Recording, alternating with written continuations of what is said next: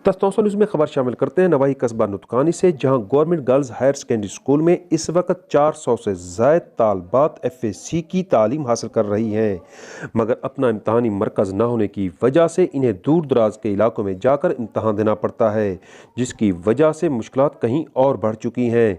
यही वजह है कि यहाँ की बच्चियाँ वज़ीर आला पंजाब सरदार उस्मान अहमद खान बुज़दार से ये मुतालबा करती दिखाई देती हैं कि नुतकानी में FAC का इम्तहानी मरकज़ कायम किया जाए, ताकि वो अपने घर में इम्तहान देने के काबिल हो सकें।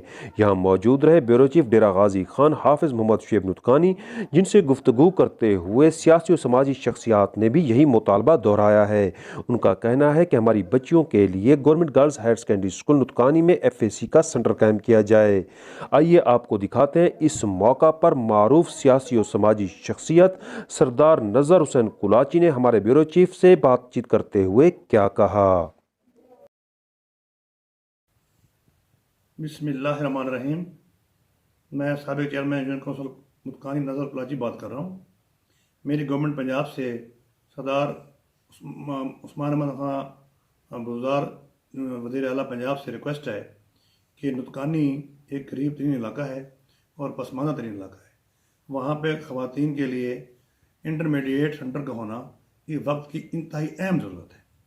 और तौसा शरीफ का फासला नुतकानी से 50 किलोमीटर से ज़्यादा है। तलबात बहुत गरीब हैं, उनके माँ बाप बहुत गरीब हैं।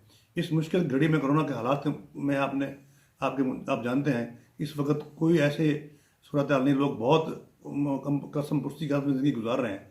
अगर वहाँ उनको सेंटर मिल जाए घर में तो वो अच्छे तरीके से अपनी तैयारी करके अच्छी तालीम और अच्छा उसका रिज़ल्ट आ सकता है। तो मैं चेयरमैन बोर्ड और जनाब चीफ मिनिस्टर पंजाब से ये रिक्वेस्ट करता हूँ कि इसके लिए fill for Nutakani girls higher secondary school में इंटरमीडिएट का गर्ल्स तलबात के लिए इसका सेंटर का इजरा ज़रूरी है।